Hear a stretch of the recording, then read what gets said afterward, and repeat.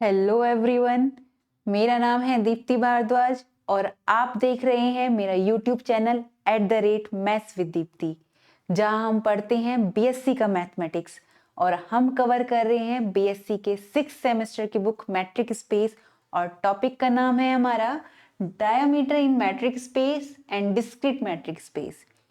तो हम डायमीटर पे बढ़ने से पहले हमें ये पता करना बहुत जरूरी है कि डिस्टेंस कैसे निकालते हैं हम। दो पॉइंट के बीच की डिस्टेंस, या एक पॉइंट और एक सेट के बीच की डिस्टेंस, या फिर दो सेट के बीच की डिस्टेंस। तो चलो हम पहले ये समझते हैं। मेरे पास कोई एक सेट है, x, ठीक है। इसके बीच में एक सेट लिया मैंने, ये a। ये कोई x सेट है, मेरे पास स्पेस है, यहाँ पर एक सेट है a और यहाँ पे मेरे पास एक पॉइंट है p और यहाँ पर एक पॉइंट है इस सेट a पर x। तो इन दोनों के बीच की जो डिस्टेंस होगी ना, मिनिमम डिस्टेंस, वो एक सेट और एक पॉइंट के बीच की डिस्टेंस होगी। मैं बताती हूँ इसको रिप्रेजेंट कैसे करते हैं। अब हमें ये तो पता चल गया कि ये कोई पॉइंट P है और ये कोई पॉइंट X है। किसका X? जो सेट A के अंदर आ रहा है, इस सेट के अंदर आ रहा है। इन दोनों के बीच की डिस्टेंस तो हमने ऐसे देख ली एज ए ग्राफिकली डायग्राम के थ्रू, पर इसे रिप्रेजेंट कैसे करेंगे? इसे रिप्रेजेंट करते हैं हम, डिस्टेंस ली हमने P, कोई पॉइंट है P और कोई सेट A, क्योंकि हम एक पॉइंट और एक सेट के बीच की डिस्टेंस ले रहे हैं। इसको लिखते हैं हम, मिनिमम डिस्टेंस लेते हैं हम कि डी पी और x सच दैट x किस में बिलोंग करेगा? a में।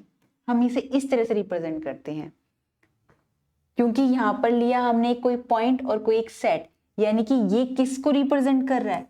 ये डिस्टेंस है हमारी। किसके बीच की distance? Distance between a point and a set,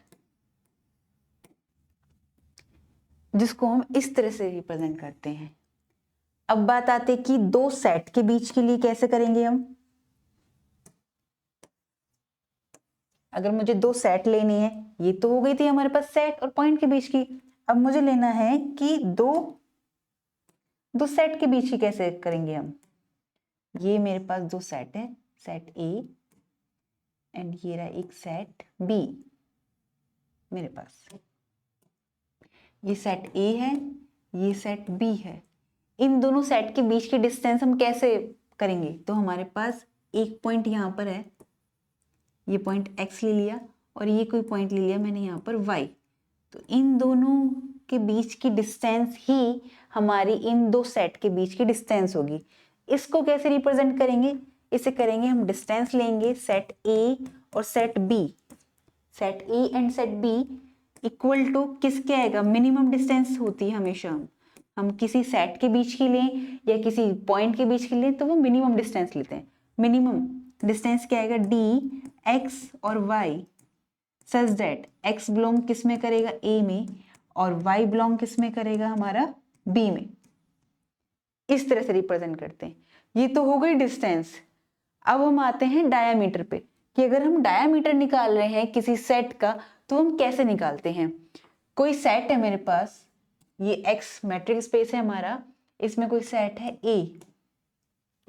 इस सेट में कोई भी दो पॉइंट है, डायमीटर हमेशा जो होता है वो मैक्सिमम डिस्टेंस होती है किसी सेट के बीच की।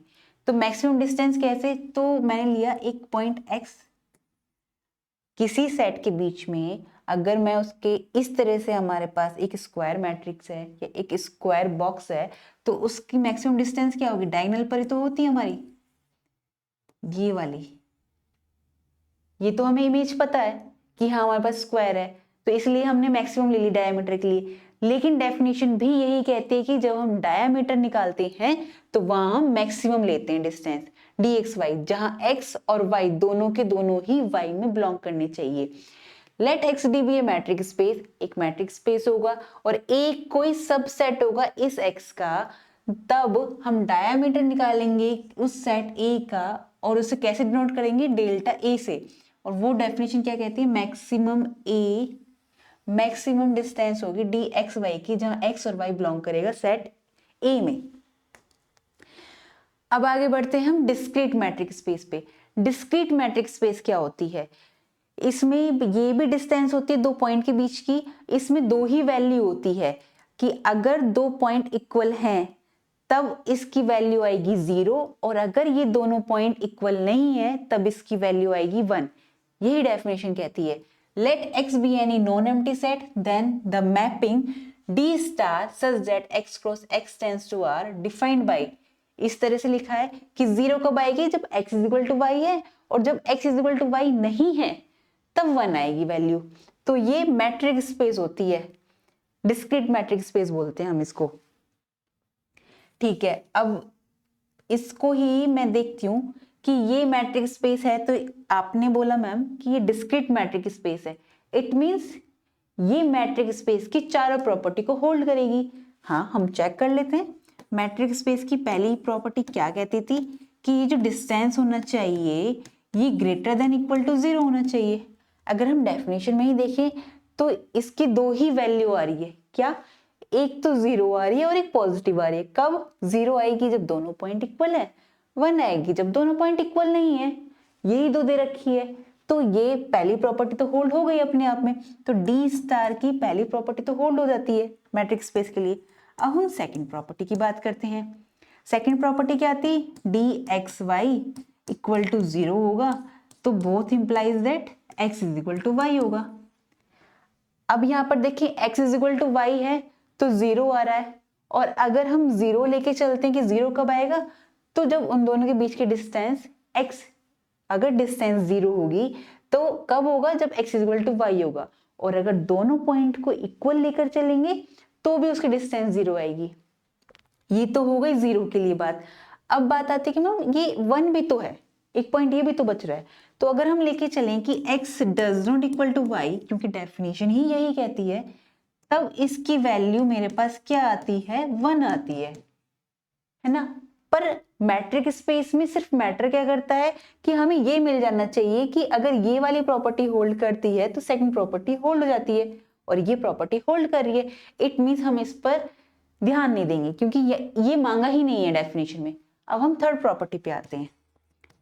मैट्रिक स्पेस की थर्ड प्रॉपर्टी क्या कहती है, जो कि सिमेट्रिक प्रॉपर्टी भी होती है, क्या D X Y equal to D Y X आना चाहिए, राइट। अगर हम इसके लिए लेकर चलें x is equal to Y is equal to 0 आ रहा है, कब, जब दोनों पॉइंट इक्वल है तब वैल्यू 0 आ रही है। तो अगर हम लेके चलें कि डी एक्स वाई की वैल्यू 0 है या फिर डी वाई एक्स ले लें तो भी वैल्यू 0 आएगी, तो ये इक्वल है। अगर हम ये लेके चलें कि दोनों पॉइंट इक्वल ही नहीं है, यानी कि दोनों पॉइंट इक्वल नहीं है, तो वैल्यू क्या होगी हमारी डी एक्स वाई की 1 होगी, और या फिर मैं डी वाई एक्स लूँ डिस्टेंस तो भी 1 होगी। तो ये वाली प्रॉपर्टी को भी होल्ड करती है, थर्ड प्रॉपर्टी को। अब हम फोर्थ प्रॉपर्टी पे आते हैं। फोर्थ प्रॉपर्टी क्या आती है हमारी, जिसको हम ट्रायंगुलर इनइक्वालिटी भी बोलते हैं, है ना। ट्रायंगुलर इनइक्वालिटी प्रॉपर्टी क्या होती है हमारी, मैट्रिक 4 ट्रायंगुलर इक्वालिटी क्या थी, D X Y less than is equal to D X Z plus D Z phi, right. जहां पर हमारे पास कोई दो पॉइंट हैं x एंड y, और उनके बीच की डिस्टेंस निकालनी है। इसके बीच में मैंने कोई पॉइंट मान लिया z। तो फोर्थ प्रॉपर्टी कहती थी कि एक्स जेड ये डिस्टेंस प्लस ये वाली डिस्टेंस हमेशा ऐड करेंगे इन दोनों डिस्टेंस को, तो वो ग्रेटर देन होगी और या इक्वल टू होगी किसके, इन दोनों की डिस्टेंस की, एक्स वाई की डिस्टेंस की।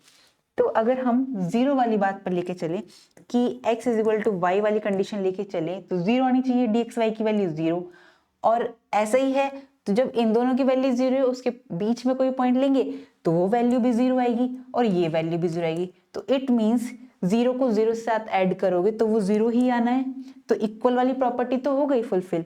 अब अगर मैं ये कंडीशन लेके चलूं कि x does not equal to Y है तो वैल्यू क्या आनी चाहिए 1, तो dx y की वैल्यू क्या आ रही है 1, और यहाँ पर भी अगर इन दोनों के बीच की 1 आ रही है, और इन दोनों में लेके चलूं dxz में dxz, और यहाँ के लिए क्या आएगा dzy, और जब ये दोनों पॉइंट इक्वल नहीं है तब इसकी वैल्यू डिस्क्रीट मैट्रिक स्पेस के हिसाब से क्या आनी चाहिए, 1 आनी चाहिए। तो यहाँ पे मैंने 1 रखा और यहाँ पे भी 1 रखा, तो इन 1 को ऐड करा 2, और 2 हमेशा ग्रेटर देन होता है 1 से, तो मेरी ये वाली प्रॉपर्टी भी फुलफिल हो रही है, यानी होल्ड कर रही है।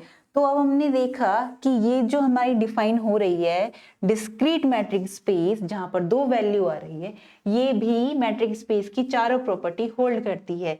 इट मीन्स ये हमारी डिस्क्रीट मैट्रिक स्पेस प्रूफ कर दिया हमने। तो मुझे लगता है आज के सेशन में आपको सब कुछ क्लियर हुआ होगा।